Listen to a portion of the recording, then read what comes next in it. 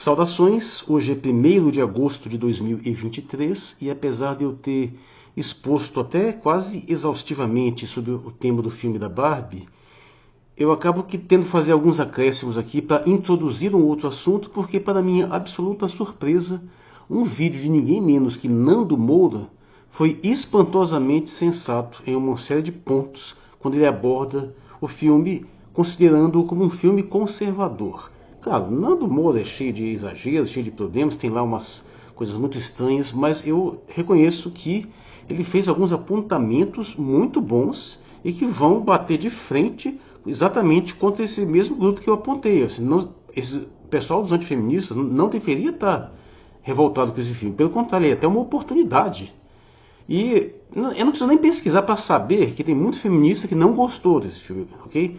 Para acrescentar também um fato aí que eu não comentei, né, porque essa insistência absolutamente ridícula de dizer que a Barbie coloca um ideal de padrão de beleza inatingível. Meu Deus do céu, como se a Margot Robbie não fosse uma mulher real, como se não tivesse milhares de mulheres por aí, milhões de mulheres por aí com os corpos esculturais tipo Barbie, dentro do padrão da normalidade humana, né, porque a Barbie evidentemente é estilizado, tem um certo grau de estilismo, por isso mesmo seria um padrão. Mas é muito curioso esse discurso vindo como se essas mulheres, essas modelos, essas mulheres normais que têm um corpo mais esbelto, não fossem reais. Bom, mas de qualquer modo, é sempre bom lembrar que Nando Moura, em inúmeros outros aspectos, é um imbecil, tá? Então, eu não vou linkar o vídeo dele, não. Quem quiser procurar, é fácil, Nando Moura Barbie, não vai ter nenhuma dificuldade. Só que eu só quis passar muito brevemente por esse assunto aqui, porque na verdade o assunto é outro.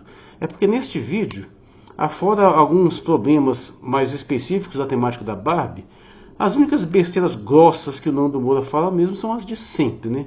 A sua absoluta incapacidade de entender o mínimo do que é o fenômeno do capitalismo. Ele se propõe um mestre do capitalismo, ele é coach de capitalismo, e ele não entende porcaria nenhuma do assunto. É apenas mais um tapado desse pessoal aí, anticomunista, que não tem nenhum senso de realidade.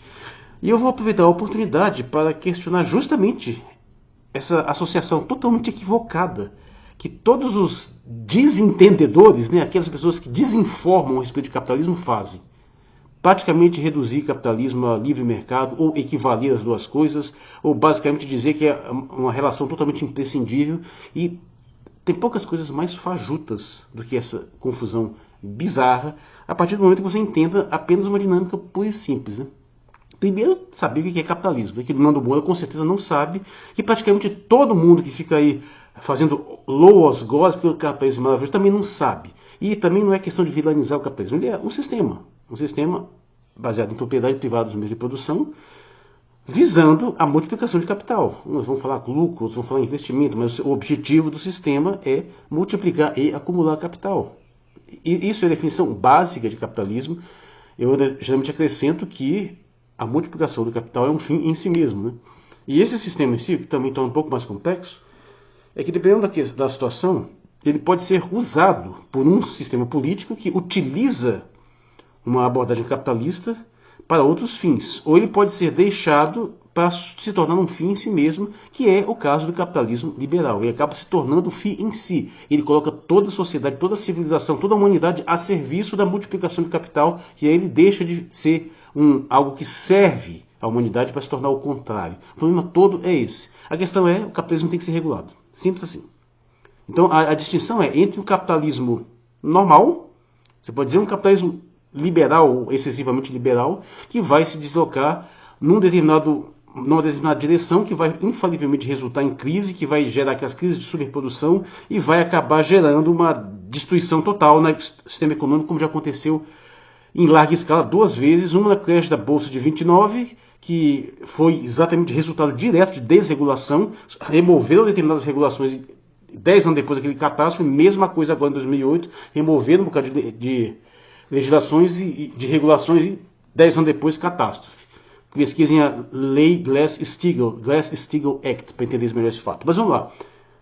Distinção entre livre mercado e capitalismo. O que é livre mercado? O que é? Não, evidentemente, mercado é uma coisa tão antiga, praticamente, quanto a própria ideia de sociedade humana. É simplesmente aquele sistema de trocas. E se vamos imaginar o contexto primitivo, você vai notar que Pode imaginar que em qualquer contexto chega um grupo que produz uma coisa, outro que produz outra, e se juntam em determinado local e tem aquela troca ali. E nesse contexto, a troca é extremamente livre, se não houver um sistema regulatório. A partir do momento que começar a haver reinos, governos, eles vão começar a impor algumas regulações. E essas regulações vão aumentando quanto mais aumenta a complexidade da sociedade. Em parte porque um reino pode ser o maior produtor de alguma coisa, então só quer que comprem dele. Então ele sabota a livre concorrência, impedindo comprar dos outros. Quer seja porque algum determinado item lá é considerado ofensivo para uma religião, aí o governo vai lá e proíbe a comercialização daquele item. Ou uma série de fatores. Mas entenda, o mercado é plenamente livre na ausência de regulação. Isso é uma obviedade. Inclusive, eu acho que nenhum liberal vai discordar disso. Então, sendo assim, como que você pode relacionar o surgimento do capitalismo com o livre mercado, se historicamente o capitalismo surge, se desenvolve, se intensifica justamente quanto mais aumenta a regulação do mercado? Ah, não? Então vamos ver lá. Quando que o mercado foi mais plenamente livre? É um mercado que pode comercializar qualquer coisa. Os próprios anarcocapitalistas dizem isso. Não é apenas materiais por qualquer valor, independente da procedência, independente se cumpriu determinados requisitos para serem produzidos ou vendidos. Você pode comercializar seres vivos, você pode comercializar pessoas, você pode vender escravos, você pode vender criança, você pode vender órgãos, você pode vender qualquer coisa. Mas o capitalismo, sob qualquer percepção, de qualquer entendimento minimamente razoável, ele começa a se desenvolver há uns 300, 400 anos atrás, justamente à medida que os mercados vão sendo cada vez mais regulados.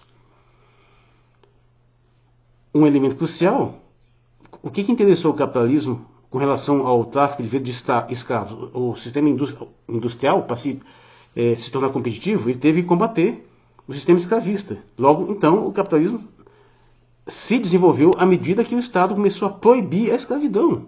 Ou seja, você está interferindo na liberdade de mercado. Você não pode mais comercializar pessoas.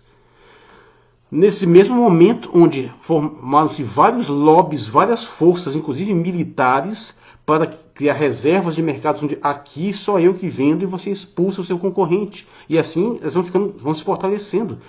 A história do capitalismo, por exemplo, nas Américas, que vai se desenvolvendo, é uma história de guerra e de violência. Você entra e toma territórios, expulsa os seus competidores, só você produz e você cria linhas de comércio e naquela região lá você expulsa os seus competidores, abala e você vai fortalecendo aquele seu fluxo de comércio. Isso não tem nada a ver com o livre mercado. Meu.